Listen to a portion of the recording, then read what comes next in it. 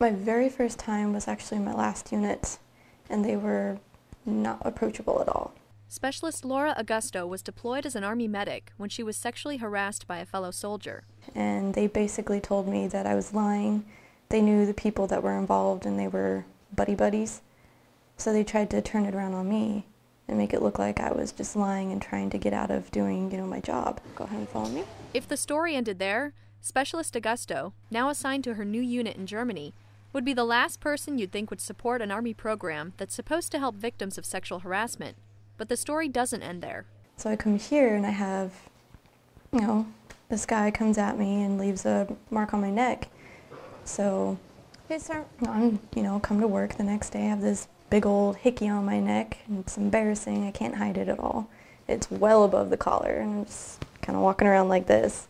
And so my commander, my first sergeant, and my first line NCO see this, and they're really concerned, so they suggest I go talk to Sharp.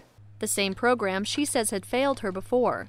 I was not excited about doing that. So I go in there, Sergeant Blackman comes in, and he's really intimidating looking at first, and I was just like, oh God, here's this guy, he's gonna give me the whole NCO chop hand. When the soldier came into the office, gave her an opportunity to tell her story and basically kind of walk us through what happened. They told her they could guide her on handling the situation herself, or they'd do it for her. You can just have a seat right over there. She didn't want to talk to the perpetrator again. I told her, say, listen, I'll go handle this. I'll go talk to the soldier, and we'll get it fixed right now. Probably doesn't have to say anything, just look at the person and intimidate him.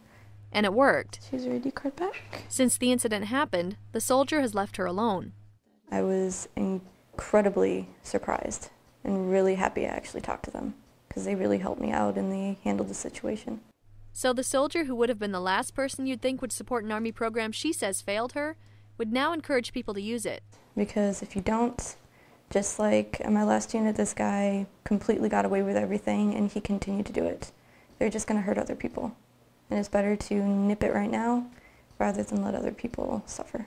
Sergeant Herbert? In Vilseck, Germany, I'm Army Sergeant Rebecca Schwab.